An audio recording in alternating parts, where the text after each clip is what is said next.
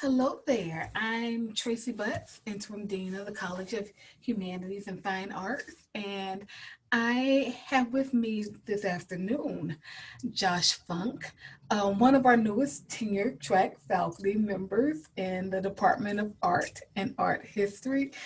And so, welcome, Josh. Thank you.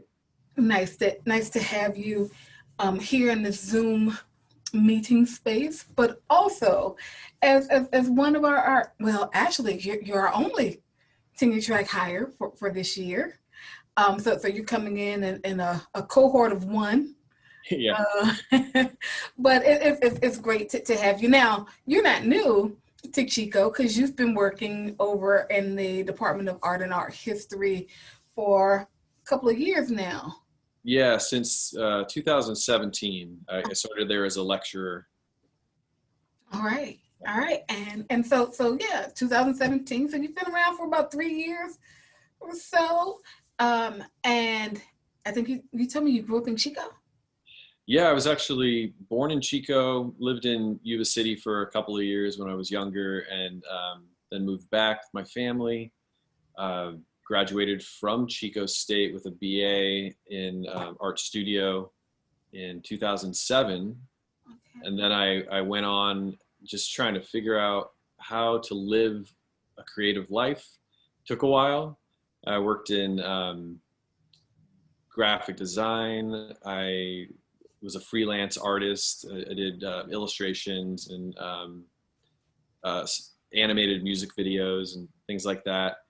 And then it was 2017, so 10 years after I graduated from Chico State, I was asked by Nanette Wild, who taught the digital media courses. She wanted me to fill in for her for a semester while she was on sabbatical. And about halfway through the semester, I remember just like falling in love with teaching. It's not something I ever thought I would do. Wasn't in my plans, but I would come home every night and just tell my wife about it and like all the things that I did right and all the things I did wrong and like how I was going to improve the next day. And so at that point, I was like, I think I want to do this for the rest of my life. And um, but I have a wife, and at the time, I think he was a 2-year-old son, a mortgage, all the things that kind of keep you where you're at.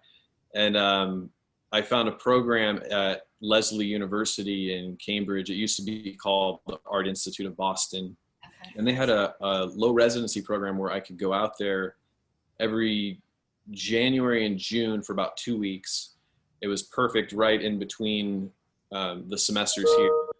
And I worked with artists from around the world, great faculty, and got my work critiqued daily. And then I would come home and I would work remotely with artist mentors around the country. So I had an artist mentor in Ohio, one in Denver, and then one here in California. And I graduated in, I guess it was January of 2020. So yeah, just at the beginning of this year, right before everything Yeah. changed. Yeah. Yeah. So do me a favor and talk a little bit more about um, a low residency program because I imagine that's probably a term or concept that a lot of people are not familiar with. Yeah. So a low residency program, it's typically meant for people who are working. They can't, like I couldn't go just move to another state and go to school like everyone else. I had responsibilities and stuff. So it's a program where you are physically on campus sometime, but not the entire time. And the rest of the time you're working from home, online. I had a lot of my meetings through like this, like through Zoom, FaceTime, email, phone calls. And at the time, I was even thinking like, oh, okay, like this is different, but it's amazing now after the pandemic. Or it seems like this is going to be a norm for people. I'm glad I had that experience as a student. Yeah. Yeah. And so you just finished up a degree at Leslie. What was your degree? That's an MFA in visual art. So I focused on animation. That was what I was working on. Okay. So how did you come to do animation? Yeah, it was interesting. I've always been a fan of animation. I just never understood it. It was like magic to me. I didn't understand how it was done. Um, this was years after I had graduated from Chico State, and I was just obsessed with stop motion animation. I kind of had this, I don't know, a couple of years where I was like going back to my childhood and thinking of all the things that made me happy, and um, I wanted to know how they did it, and I wanted to know if I could do it. So in my spare time, I just tried to figure it out. I would watch the special features on DVDs and just like see like what are they doing? How did they make this? How do they make puppets? How do they make sets? How do they light it? How do they do all this? And I just tried to piece it together. And I slowly over the course of about a year in my spare time made my first stop motion animation, and then I put it out to film festivals, and it started to get some attention, and then people started hiring me to make animations for them, and then I started just continuing to educate myself on the role of animation. But for me, it's specifically stop motion animation. It's like magic. You have this inanimate object, you take a picture, you slightly move it, take another picture. After 24 pictures, it's 1 second of movement, and you brought something that was just an object to life. That's, I don't know, because you know, while you were talking, you said magic, but before you said magic, I was gonna be like, that's like sorcery, right? Yeah, For an English person, right? To you were talking about, you were sort of obsessed with figuring out how do you do that, and I'm thinking like, as you're talking, how do you do that? yeah, And yeah. I think you say one picture, what, 20 pictures or 24 20? pictures for every second. Yeah. Wow. So it that's why it took me a year in my spare time while I had my day job, just trying to figure it out and build sets, and but it was so fun, and it was the moment where I was kind of like, yeah, I think this is what I think I found my thing, and I kept pursuing it. Yeah. So is stopgap animation, is that your favorite medium or? It is, yeah. I mean, film in general, I just love because I started out as a musician, and and I like to draw, and there's like all these things that kind of go into film, all of these different practices. And so when I went into making my own film, I didn't know how to do it, but stop motion allowed me to. I didn't have to have an actor. I didn't have to have a big budget to build a set. I could do it all in my garage with these puppets, and it was a way for me to train myself. And then since then, I've been kind of moving on and using, real actors. Sometimes I do animate them like puppets, which is uncomfortable, but it's been a fun process. Okay. Yeah. Because I remember was it a couple of years? What since the pandemic, time makes no real sense Oh to me yeah. anymore, right? So it could have been last week. It could have been 20 years ago. It really could Yeah. have been, 2 months ago. But I remember at Convocation a year, 2 years ago, President Hutchinson featured one of the stopgap animation films that you and your students produced. Yeah, that was fun. We were approached. There was an article about my films, and she had seen it, so she approached me to kind of put together a team of students and create something for her convocation.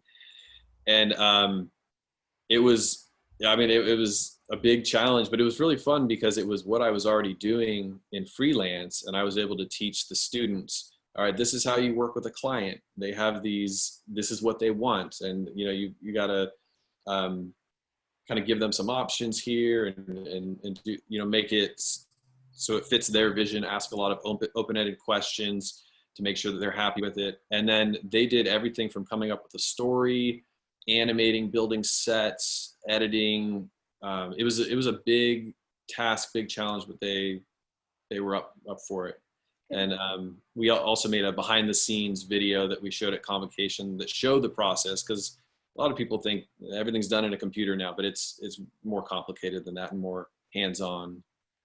Yeah, I remember watching both of the videos, particularly the behind the scenes one, and watching the students build the set and create the drawings or whatever for the animation, and I mean, and all of the various steps that they went through to do that, and just remember being really impressed by not just, I mean, there's a lot of attention to detail, like a lot of precision, a lot of patience Oh yeah. we're required there. Yeah, and I was just like, that is so cool that, and there are people in our college who are doing that. That's super cool. So I'm Yeah. so, yeah, so I'm glad you mentioned students. So, like with the transition to virtual instruction, what does your work look like now? How are you working with students? I mean, all of this is on. Yeah. It's been, it has been a challenge. I We had some practice last semester, trying to figure that out. But I think the difference between last semester and this semester is last semester I had already built rapport with students. We understood each other, were able to communicate in person. So moving online was a little bit, in a way, easier. Although there was a lot of, it was so sudden. That was the hard part. It's making that adjustment. Yeah.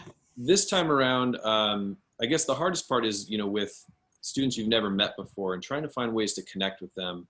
So what I did over the summer, I took the Go Virtual program, the training, and tried to find, because I feel pretty comfortable with teaching online, but even with that, I learned a lot from that, and how to just kind of make it, less clicks for the student, give them the information in multiple ways, and find ways to communicate with them and be open to the problems and things that come up.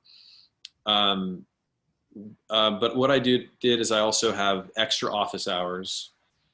So I have office hours 3 days a week by appointment. And then I have these, even though it's asynchronous, I have for every class where I would have been there, I'm sitting there on Zoom, so they can just pop in and ask a technical question. Or it's like the other day I gave a demo. Even though I make these really in-depth video tutorials, I said, hey, I'm giving a demo today for those who want to join. If not, I have them here, or you can email me. So I'm just trying to find ways to meet them where they're at. And there are, some technical issues with, like internet access and computers not quite working right when you want them to. But, Yeah. And I imagine that must pose some special challenges, since most of your work, or a lot of your work, I imagine, is done on a computer, and then yeah. you're still having to do, right, then the demonstrations, the teaching, the learning part of it on computer as well. Yeah, I think in a way, because I teach digital media, so how to use Photoshop and different digital software to create art. That's what we do. So in a way, it is kind of meant for this teaching, if the students have access to the technology they need.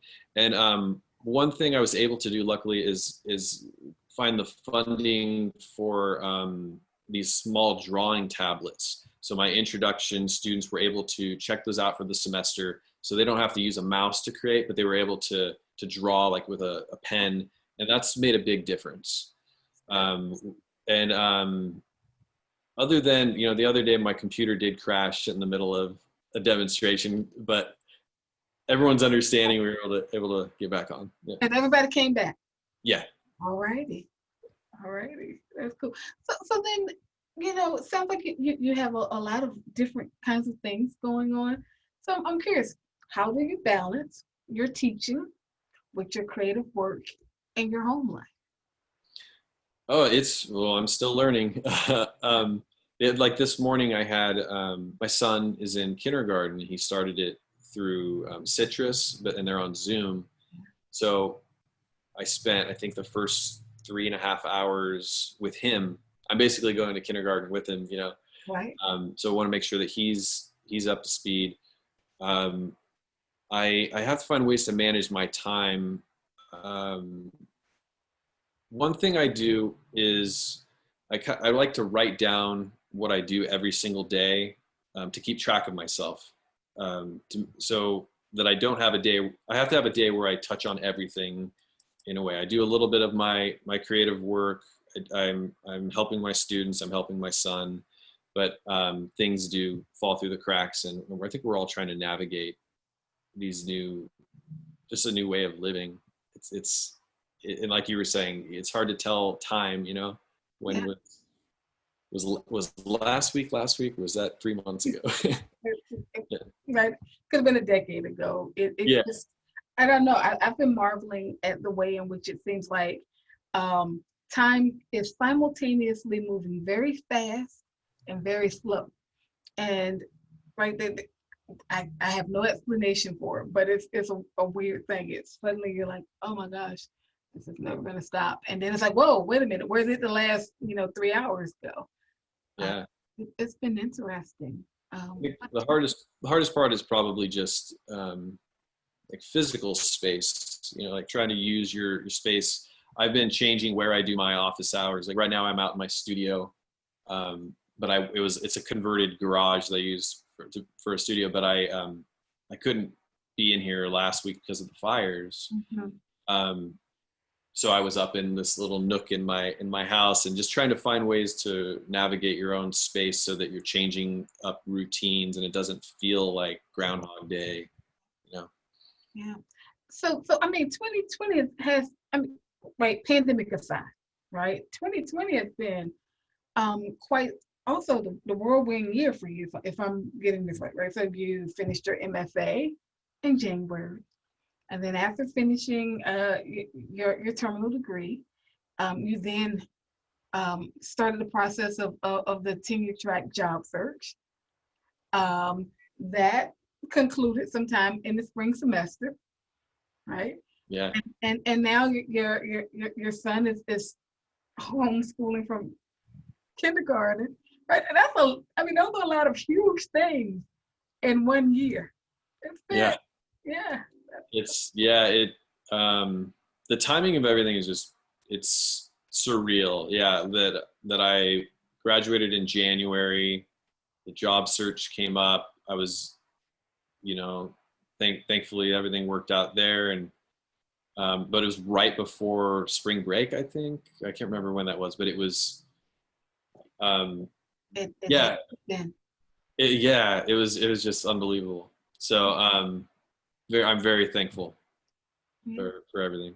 Well, And I'm glad things worked out the way that they did. It's been very great having you as a colleague, having had you as a colleague for the last 3 years, and now having you, right, join the faculty as a tenure track faculty member.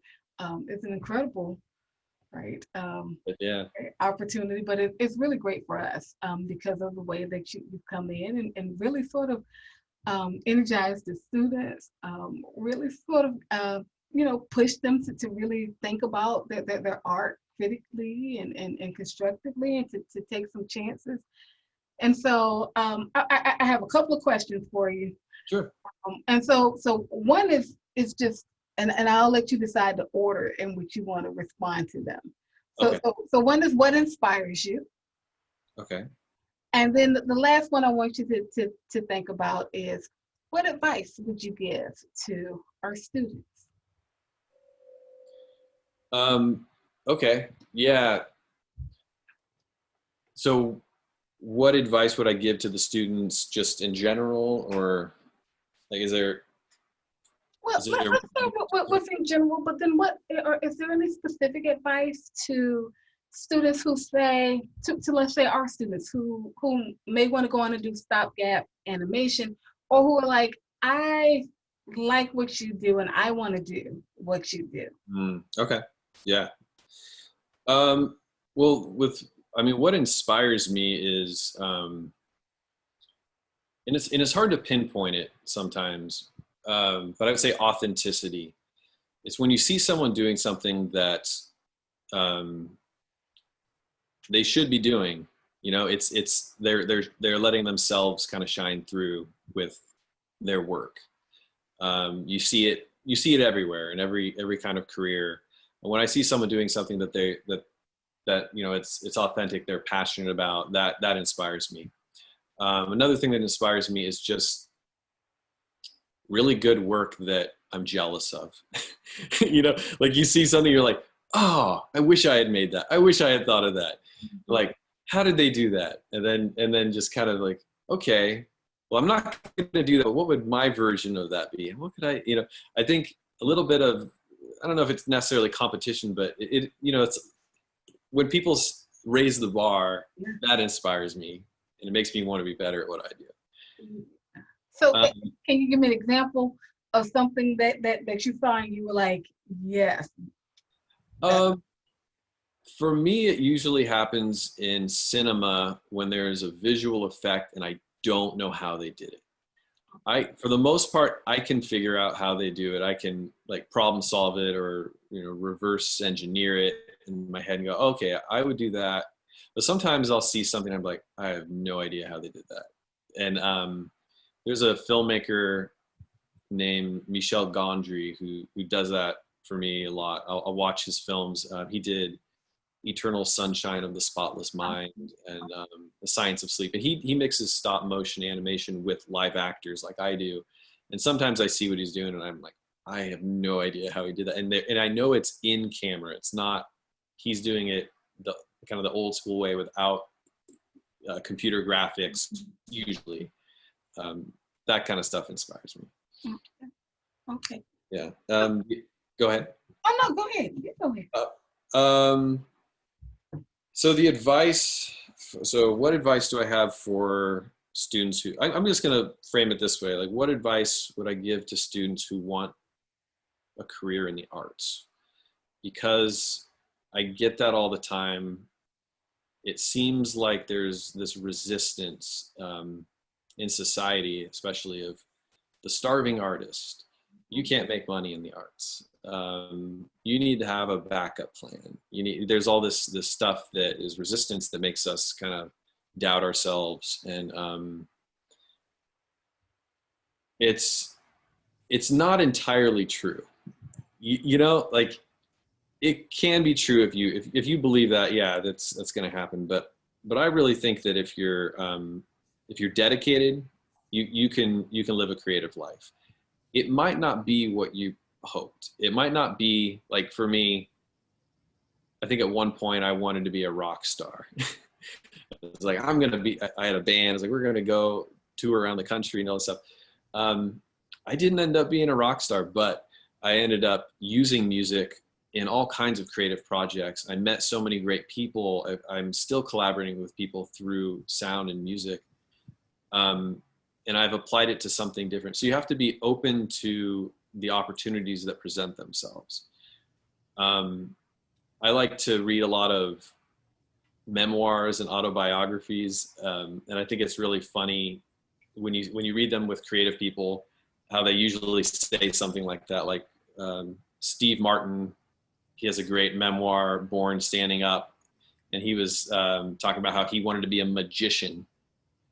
He really wanted to be a magician. He ended up being one of the most famous comedians and actors in the world, which, I mean, they're related, but he was open to opportunity as it presented itself and still used his talents or gifts to make a career out of it. Yeah. I mean, and in some ways he's creating magic, right? Yeah. Right? You go, you watch a movie and you just sort of get transported, right, to other places, to other times, away from whatever it is that you're looking to escape from, right? Yeah. I mean, it is a kind of magic. Yeah. Well, so we've hit on the magic twice. Yeah, that's the theme of our conversation. Certainly, we're gonna have to change the theme from, recovery, resilience, and those things to magic. Yeah. Yeah. You should major in something in HFA if you want to create magic. Yeah, exactly. Yeah. Well, cool. So I'm going to ask this last question because you've referenced your music a couple of times. What do you play? I consider myself a songwriter. So I play, my main instrument's guitar, but piano and other instruments as well. But I don't enjoy performing anymore. I used to love performing. Although teaching in a way is kind of a performance, I have to admit. You're trying to win over the crowd, and yes.